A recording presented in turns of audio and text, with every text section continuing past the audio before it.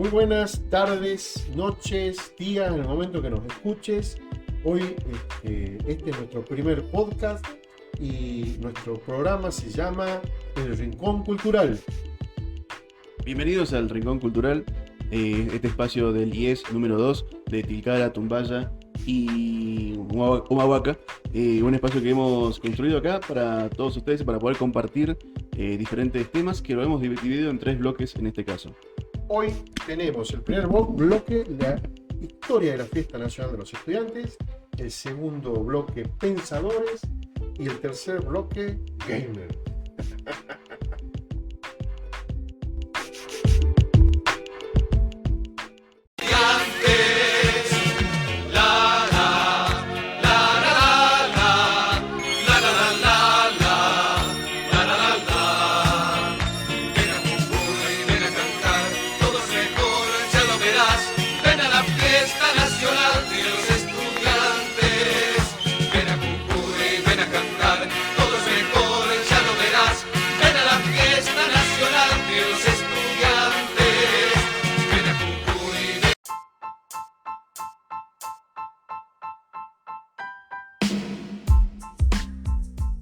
Bueno, y arrancamos con el bloque número 1, pero no antes queremos agradecer el apoyo de la rectora del Instituto de Educación Superior número 2, Silvia Mena, a este programa. Saludos cordiales, rectora. Gracias.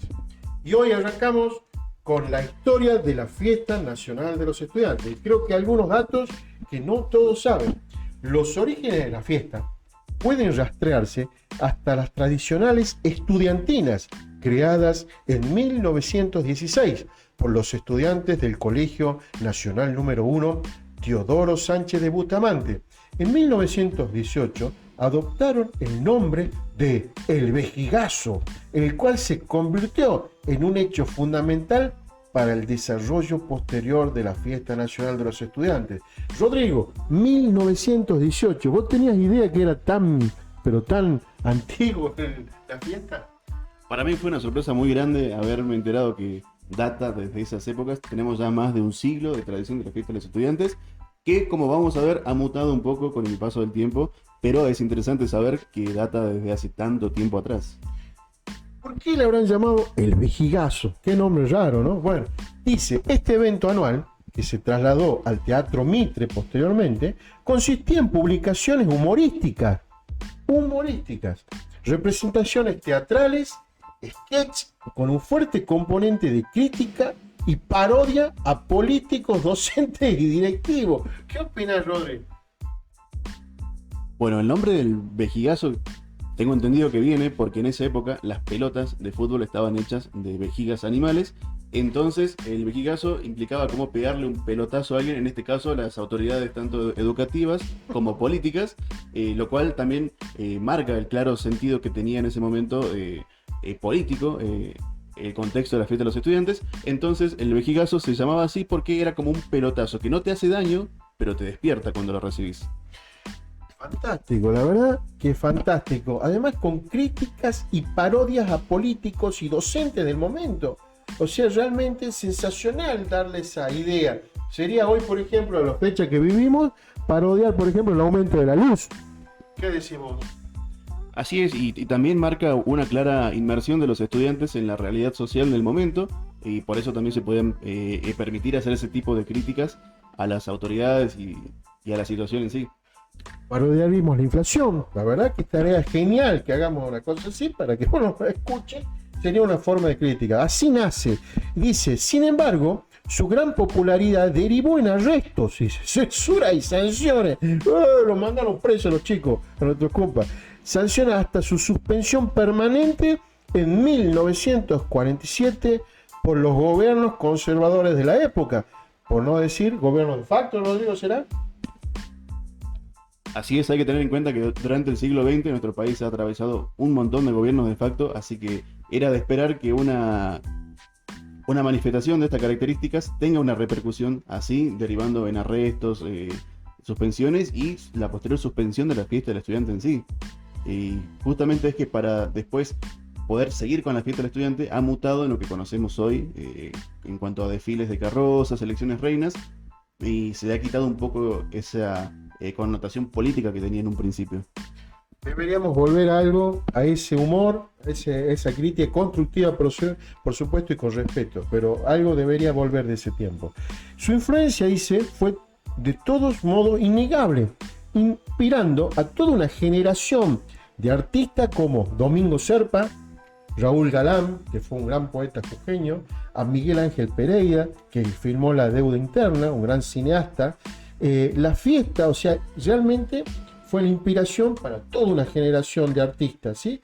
La fiesta con elecciones de reina, carrozas artesanales, inspiradas en las kermeses del Parque San Martín. Kermés, qué palabra, ¿no? O sea, kermés creo que es como un lugar de comida, ¿sí? Donde se junta la familia, surgidas desde 1936. Fue entonces una alternativa de celebración para no tener problemas con las autoridades. O sea, Rodrigo, que sale la elección de reina, carroza, para dejar que no sea ya esa crítica con la que comienza la fiesta. ¿Puede ser? ¿Qué opinas vos? Justamente debido a todos los problemas que tuvieron con las autoridades y con los gobiernos conservadores de la época, es que encuentran una alternativa para mantener viva esta fiesta de los estudiantes. Como bien decías hace rato, creo que estaría bueno que en cierta medida se recupere ese espacio crítico que alguna vez fue. De igual manera, creo que es importante valorar que han logrado mantener vivo ese festejo a pesar de todas las contraindicaciones que tuvieron en su momento por parte de las autoridades. Sí, la verdad que totalmente para pensar todos estos datos. Sigo para no hacerlo muy largo esto. Por motivo de la visita de Oscar Ivanišević, ministro de Educación en 1949, San Salvador de Jujuy se convierte desde septiembre de 1949 en sede de la Semana de la Juventud, la primera edición oficial de la fiesta de los estudiantes. Como tal, se celebró 3 años después, también en 1952. ¡Qué bárbaro! ¡Qué época! Desde entonces la ciudad congrega jóvenes de todo el país anualmente para eventos deportivos e importantes actividades culturales, con artistas famosos a nivel nacional. En aquella edición, o sea, de 1949, la primera fiesta de los estudiantes, se realizó el primer desfile de carroza en la Plaza Belgrano, o sea, frente a la Casa de Gobierno, ¿no? ¿Sí? Y su posterior entrega de premios, seguida de la elección reina de los estudiantes en la sociedad española, entre las distintas representantes estudiantiles ya elegidas en los colegios secundarios de la ciudad. ¿Qué pasó en 1972, Rodri? En el 72, 20 años después del establecimiento de este formato de celebraciones, los estudiantes a cargo de la organización, en conjunto con el gobierno provincial, deciden convencer a toda la población para convocar a delegaciones de las otras provincias.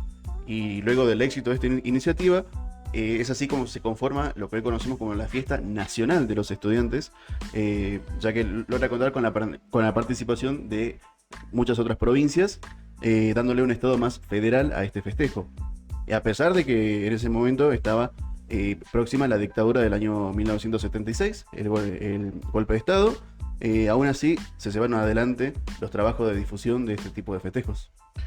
Impresionante, 1972, tomen fecha, 20 años después de la primera celebración. Se hace nacional porque invitamos a otras delegaciones de otras provincias, ¿sí? Y ahí se empieza a llamar desde el 72 Fiesta Nacional. Es a partir entonces cuando la fiesta se transforma en uno de los eventos turísticos más importantes para la provincia de Jujuy, llegando a adoptar en la década de los años 80 un carácter, escuchen, latinoamericano. ¿Saben ustedes? Eso yo no. Bueno, con el tiempo fue abandonado por diversos motivos. Es decir, que invitábamos a jóvenes de otros países a que vengan. Me imagino de Brasil, me imagino una idea chilena, uruguaya, ¿eh? ¿Qué opina Rodri? Debe haber sido interesante, latinoamericano, pero también mucha plata, igual que no invitar de otros países. Bueno, así fueron creciendo las fiestas y también grupos de música, dice, como Richie Poveri, un grupo musical de la época, parece ser, con la canción Mamma María, se utilizó como jingle en la Fiesta Nacional de los Estudiantes en el 82. Y en el aspecto musical, las canciones de la fiesta llamadas jingles se popularizaron a lo largo de esta misma década, posteriormente remasterizados para adaptarse a los tiempos. Muchos de ellos han perdurado y tienen un gran significado simbólico emocional ante la población jujeña. ¿Qué más podemos decir de esto?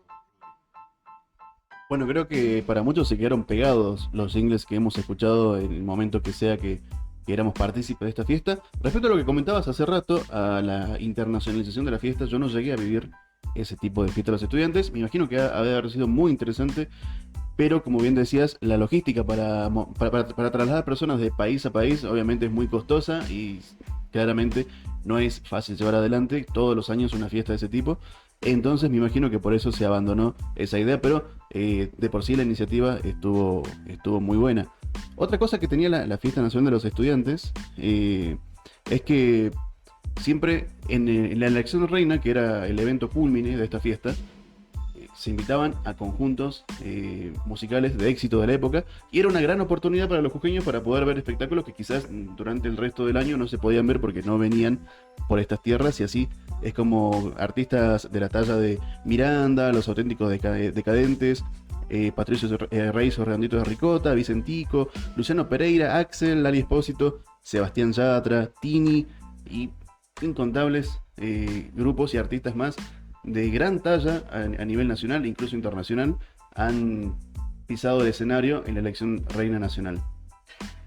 La verdad es que impresionante. Yo tengo recuerdo, creo que de Vilma Palma y Vampiro hace muchos años, los Tequis, creo haberlo escuchado. La verdad que son temas que te quedan en la memoria, en el corazón, de haber participado en la fiesta. Sería interesante que ustedes hagan un aporte, siendo nosotros del IES 2, Tumbaya, Tilcara, cómo se vivía justamente en Tumbaya, Tilcara, Humahuaca, la fiesta de los estudiantes, cómo se vivió históricamente, si hay algún hecho que por ahí se nos está escapando, bienvenidos a sus comentarios, ya.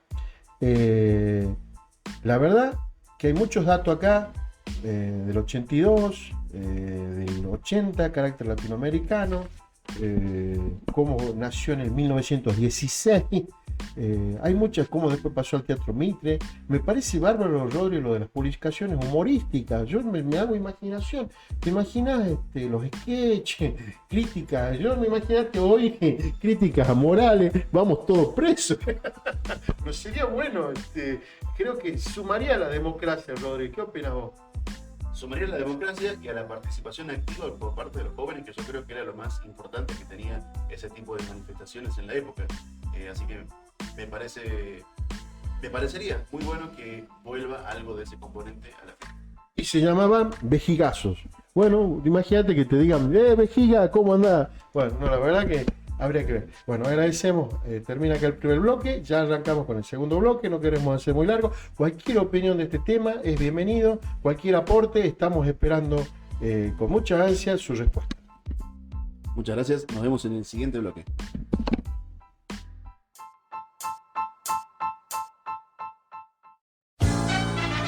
Jujuy se viste de primavera, de voces nuevas, de cielo azul.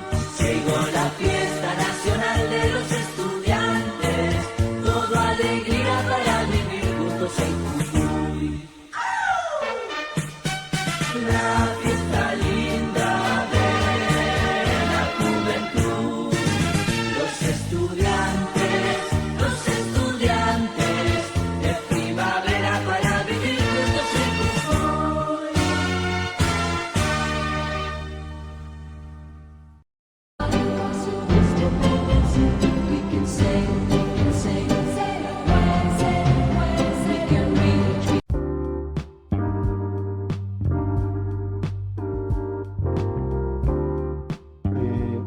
Hola, en este bloque, vamos, que lo hemos nombrado, el bloque de los pensadores.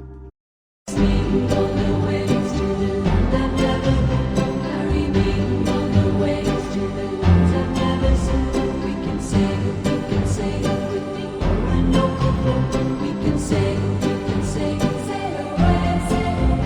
we can steal, we can leave. Vamos a tratar de describir un pensador que ha cambiado o que ha ayudado al cambio de una época, que ha hecho una transición de un modo de pensar de la humanidad a otra, o que ha tenido mucha inferencia en este nuevo pensar humano.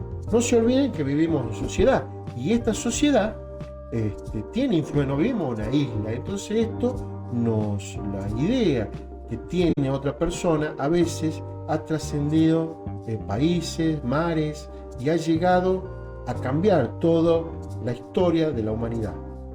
Vamos a tratar de que en este bloque de otros programas hablar de un pensador distinto. Hoy hemos arrancado con Michel Foucault, ¿sí? Es un historiador, psicólogo, teórico social y filósofo francés. Nació el 15 de febrero, Michael, en el año 1926, en Poitiers, una sociedad en el centro de Francia, a las orillas del río Clain.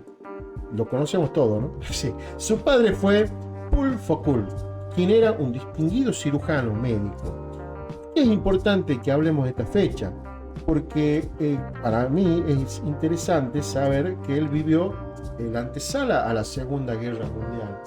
Y un cambio total en la humanidad, ¿sí? Entonces él vive más en Francia, que es tomada por los alemanes. Entonces él vive toda la Segunda Guerra Mundial y luego él desarrolla su educación en un mundo posguerra. Entonces todas sus ideas van cambiando este método que veníamos hasta el 45-50 y nos catapulta prácticamente al mundo que vivimos hoy, ¿sí? ¿Qué podemos decir de Michael Foucault?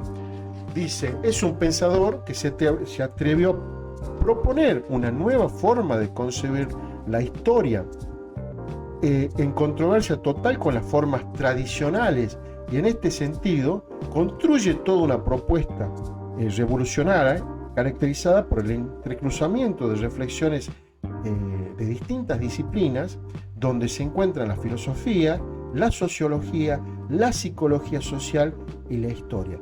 Sus trabajos se dividen de forma general en 3 etapas importantes. Estas sumamente influenciadas en un principio por ideas de Marx y luego de Nietzsche, ¿sí?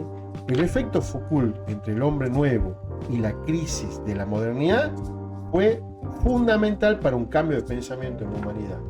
¿Qué cambio de pensamiento arrancamos, Rodrigo?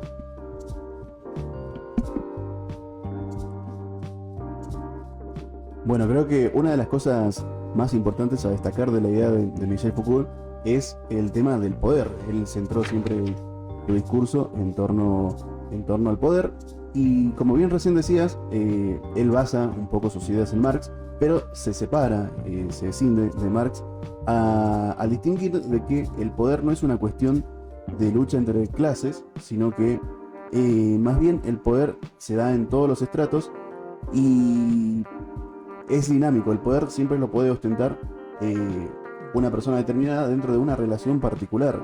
No es necesariamente algo que sea propio de una clase social o de un estrato social determinado, sino que el poder, al ser dinámico, va a ser de quien lo esté ejerciendo en ese momento particular. Bien, poder. Qué interesante, poder. El poder es el control. El poder lo tienen. ¿Quién tiene el poder, Rodrigo? ¿Quién tiene el poder? El poder lo tienen ciertas personas. No la tenemos. Vos lo tenés al poder, yo no tengo el poder. ¿Quién tiene el poder acá? Acá no creo que lo tiene la rectora, el poder. Por decir un ejemplo. O sea, el poder lo tiene. No, por favor, no lo tomen. Sino es para dar un ejemplo. ¿Quién tiene el poder? Pero tampoco, porque el ministro de Educación, o sea, todos vivimos bajo un nivel de jerarquía, ¿no es cierto? Pero creo que lo que Foucault habla es que hay grupos de personas que establecen ideas y que tienen poder sobre otras, ¿sí? Él dice que es lo que controla y desarrolla el concepto de microfísica del poder, que significa que el poder no circula necesariamente entre clases sociales, como así lo decía Marx, ¿no es cierto? O sea, no es clase rica y clase pobre, no, dice, sino donde se encuentran dos personas, o sea, acá Rodrigo y vos y yo, ya está circulando el poder, dice Foucault, ¿sí? Y entre nosotros hay una intención de cada uno tener poder sobre otro. ¿Qué opinas vos? Bueno, justamente creo que a eso es a lo que apunta con eso del carácter dinámico del poder, porque en este caso, por ejemplo, que somos dos personas, si lo vemos desde el punto de vista de quizás la puesta en escena de este programa, se podría decir que el poder lo tenés vos porque yo soy un invitado en este programa. Quizás en un aula el poder lo va a tener el docente, siempre y cuando hablemos de condiciones normales. Ahora, si no sé, los estudiantes están tomando el aula, el poder cambia y ahí es donde más se puede observar el dinamismo del poder del que habla Michel Foucault. Y así en cada relación, en cada estrato, así como en una clase el docente tiene el poder respecto a los alumnos, a nivel institucional el docente ya no tiene el poder, sino que lo tienen las autoridades del establecimiento, y así en cada relación irá mutando. Padre e hijo, ¿habrá poder? ¿Habrá una relación de poder? Sí, ¿no? Y yo creo que debe ser una de las primeras manifestaciones de poder en la que una persona se encuentra inmersa. Decía Foucault también que todo saber implica poder y todo poder un saber específico. ¿Qué habrá querido decir con eso? ¿Qué opinas vos, Rodri? Todo discurso está atravesado por relaciones inherentes de poder. Todo saber implica un poder. O sea, yo creo que para eso estamos acá, para eso estamos estudiando. Todo saber, todo conocimiento que nosotros tengamos, que aprendamos, nos sirve para poder llegar al poder. Eso decía Foucault. Acá no estamos diciendo que, antes que nada, no estamos diciendo que nosotros estemos con algunos de los conceptos que nosotros estemos pensando. Simplemente estamos interpretando algunas frases de Michael Foucault. Esa es la idea, que no es que sea nuestro, tal vez sí sea nuestro pensamiento, pero no estamos diciendo esto pienso yo, sino interpretamos al pensador. Entonces dentro de esto dice, todo saber implica poder. O sea, vos sabés, y el hecho de saber ya tenés poder sobre otros que no lo saben ese conocimiento. Pero dice, también dice que todo poder es un saber específico. O sea que aquel que llega al poder es porque también ha tenido un saber, ¿sí? Entonces, bueno, es la verdad que son concepciones bastante filosóficas, bastante para pensar, pero si yo recuerdo de Michael Foucault, él decía que toda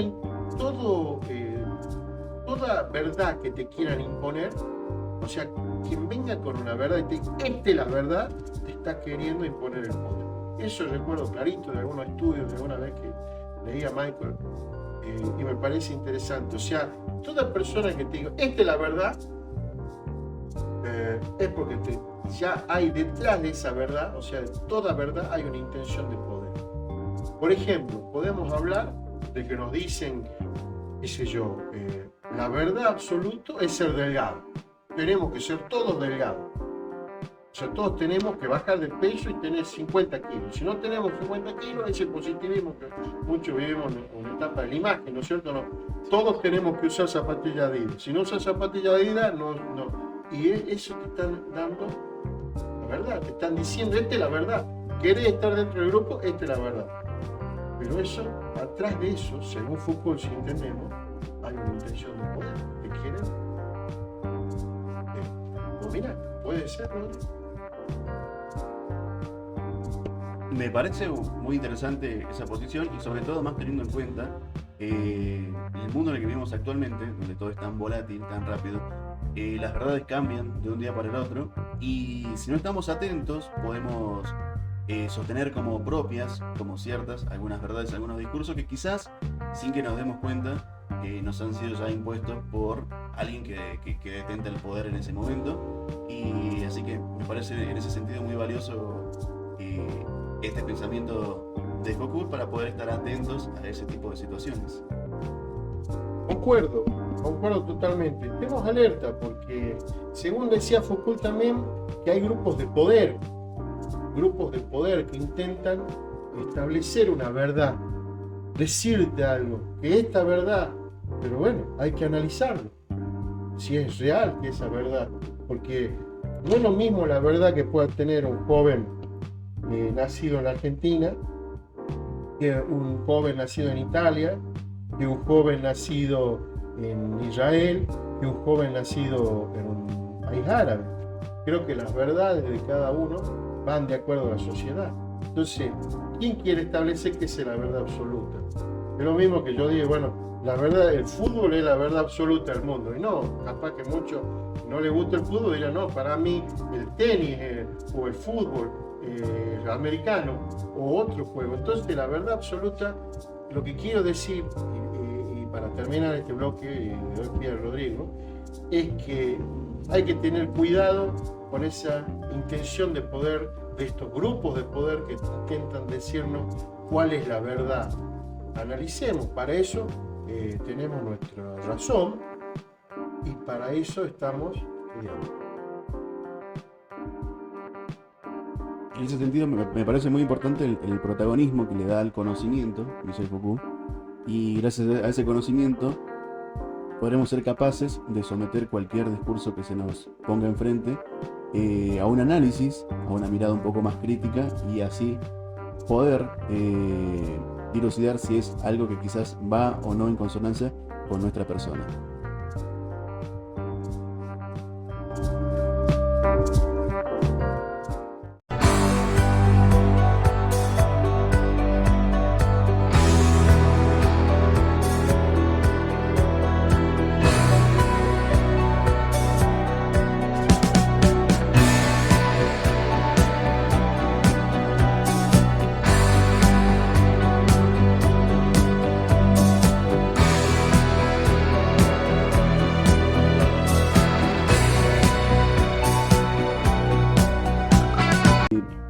En este caso el bloque gamer, particularmente quiero hablar respecto a lo que se conoce como crisis del 83 o crash del 83, que fue una época en la cual podría haber marcado el destino de la industria de los videojuegos. Antes que nada, me imagino que todos más o menos sabrán que hoy en día la industria de los videojuegos es una de las que más capital mueve en el mundo. Se la compara muchas veces con la industria del cine, que también es una de las más prolíferas. Pero esto podría no haber sido así. Nos vamos a remontar un poco al momento en el que se puso en peligro la continuidad de esta industria, que fue en el 83. Ocurrió una crisis en esa época en la cual hubo un auge muy grande de los videojuegos, sobre todo gracias a consolas como la Atari 2600, que era la consola del momento para la cual los juegos se vendían como pan caliente. No sé vos, Sergio, si jugaste con la Atari, llegaste a conocerla. La llegué a conocer, pero no, la verdad que no, la familia no entendía el tema del juego, digo, no llegaron a comprarme una Atari, yo les pedía, pero no me dijeron nada. Creo que es la respuesta que hemos recibido muchos en este tema a lo largo del tiempo. La cuestión es que en Estados Unidos, en esa época, en los 80, en el principio de los 80, los videojuegos tuvieron una explosión en popularidad gigante. Era una industria súper rentable que recaudaba billones de dólares cada año. Entonces, eso llevó a que eventualmente el mercado se sature de juegos de muy mala calidad. Como vieron que eran tan rentables, las empresas empezaron a encargar juegos a los programadores con semanas de tiempo para poder desarrollarlos, y eso trajo como consecuencia que salgan juegos muy malos. El mercado se saturó de juegos malos que nadie quería comprar, y como hasta ese entonces el mercado venía siendo tan prolífero, las empresas producían millones y millones de cartuchos, estando casi seguros que los iban a vender. Así llegamos a uno de lo que fue por mucho tiempo un mito urbano. Se decía que en algún lugar de Estados Unidos, en algún desierto, habían enterrado miles, cientos de miles de copias de un juego que se cree que es uno de los responsables de causar esta saturación, uno de los tantos malos juegos que salió para esa época, que al no poder venderlo, no le quedó otra a la empresa que enterrarlos en el desierto. Durante muchos años esto fue un mito, nadie creía que fuera verdad, o quizás pensaban que era un poco exagerado, hasta que hace unos años En el 2014, si no me equivoco, hacen una excavación en una zona propiedad de Atari donde se presumía que podían estar enterrados estos juegos y efectivamente encontraron miles de copias que tuvieron que desechar del juego ET particularmente, que no pudieron vender. Y la única forma que encontraron para poder deshacerse de esas copias que eran invendibles fue enterrarlas en el desierto. ¿Qué opina Sergio respecto a esto? Increíble, increíble porque que la única forma de, digamos, una empresa trata de ganar dinero. Y bueno, más allá que no se hayan vendido estos cassettes, ¿qué habrá pasado por la mente esta? Yo me quiero poner en la mente de, yo soy Atari, soy una empresa de ese momento, digamos, casi mundial, conocen todo el mundo. Saca un juego, sí, bueno, sería malo, no sé, yo la verdad no alcancé a verlo, no sé cuál era tan malo como se proponía. El juego sería tan malo la jugabilidad, dice, me hace que así con la cabeza dice, sí, era muy malo. Bueno, pero la solución es como la vergüenza, es decir, bueno, voy, tiro todos los cassettes como agarra y cava en el jardín de la casa y decir, meto todo ahí para que nadie sepa que cree eso, esta combinación de juegos. La verdad que increíble. Ahora, hoy, en el tiempo que hoy vivimos, esta historia que perdura, obviamente estamos hablando del 80 y pico, perdura porque hoy hay no acá, bueno, no sé tanto en Argentina, pero sí sé que hay un rebrote de comprar cosas, digamos, de otras épocas, que hay muchos coleccionistas que compran, y me imagino algo, me trato de imaginar que hoy capaz que uno de esos cassettes vale miles de dólares, puede ser, ¿no? Se me viene a la mente. Es verdad que el coleccionismo ha cobrado un protagonismo muy grande últimamente. La fiebre retro, por así decirlo, está muy presente. No tengo particularmente conocimiento del valor de estos juegos, ya que generalmente lo que le da valor a estas cosas, aparte de ser viejas, es la escasez. Y en este caso se produjeron millones, decenas de millones de copias esperando venderlas, porque hasta ese momento venían vendiendo absolutamente todo lo que salía. No sé si será algo escaso o no, la verdad desconozco. Estaría interesante averiguarlo, si realmente una de estas copias enterradas, con un poquito de tierra encima todavía, quizás eso le da un poco más de valor, por formar parte de un mito que hasta hace unos años era algo inverosímil, y ahora hace poco, con unas excavaciones, se descubrió que era verdad, que estaban enterrados ahí. Igual no fue que toda esta crisis se produjo por un solo juego, sino simplemente esa fue la cereza del postre, la frutilla del postre. Y más que nada llama la atención por este dato curioso de que enterraron miles de copias de un juego. Recordemos que esos juegos eran en cartuchos y eran caros de producir, así que fue una pérdida importante para la empresa. Y a raíz de esto, y de este juego y de otros muchos otros juegos que salían de muy mala calidad, obviamente los consumidores dejaron de tener interés en comprar videojuegos, que hasta ese momento era una fiebre, porque a su vez también recordemos que antes los juegos estaban en los salones arcade. No estaba tan metida esta idea de jugar en la casa, y justamente el éxito de estas consolas se debió a que permitían a las personas poder jugar en su casa juegos que quizás de otra manera o anteriormente no podían. Pero eventualmente la gente dejó de tener interés en ese tipo de entretenimiento, y en ese momento lo que preveían era que eventualmente en unos años iba a desaparecer por completo la industria de los videojuegos, o por lo menos iba a pasar a ser algo totalmente secundario, que no se habrían imaginado jamás el éxito que tuvo años después. Esto ocurrió más que nada en Estados Unidos y un poco en Japón, y hubieron 2 años donde la industria de los videojuegos estuvo completamente paralizada, nadie tenía esperanza de que fuera a resurgir, hasta que en el 85 se populariza en Occidente la consola que salvó a los videojuegos, que es la Famicom o Family Game, o NES, como se denominó en Estados Unidos, con la cual creo que sí llegaste a jugar, ¿o no? Totalmente, no, justamente te quería aclarar que no es que somos tan grandes, entre comillas, sí somos fanáticos de algunas cosas de esto, de la historia, y queremos traer cosas, no hablar de cosas que todos sabemos, sino cosas que por ahí han quedado como frutillas. Esto nos pareció algo raro, de que hayan enterrado los cartuchos porque salió mal, pero te iba a decir justamente que es como que esta consola de Atari es como la abuela del Family Game, y creo que todos, por ahí hablamos para jóvenes que algunos de ustedes que están escuchando ni el Family capaz que conocieron, pero serían como los tatarabuelos de las consolas que hoy tenemos. ¿Qué consola actual puede ser que sería como una idea de un Atari? Bueno, Atari como tal, como marca, dejó de producir, pero las consolas actuales creo que todas se inspiraron un poco en ella, desde la, no sé, PlayStation 5, la Xbox Series y la Nintendo Switch.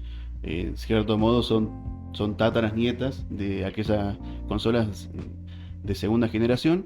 Y, y bueno, creo que el Family Game, yo creo que sí lo conocen muchos, porque es una consola que increíblemente es transversal a muchas generaciones.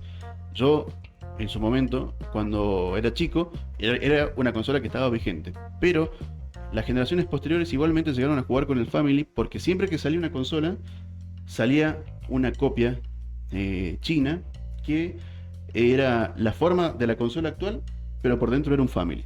Entonces, para una familia obviamente era mucho más barato, o estaba dentro de sus posibilidades, comprarle a los hijos una consola que sea clon de la consola actual, que siempre son mucho más caras, y que por dentro era un Family. Entonces creo que generacionalmente somos muchas generaciones que nos une los juegos de familia, así que creo que eso también es interesante verlo desde ese punto de vista.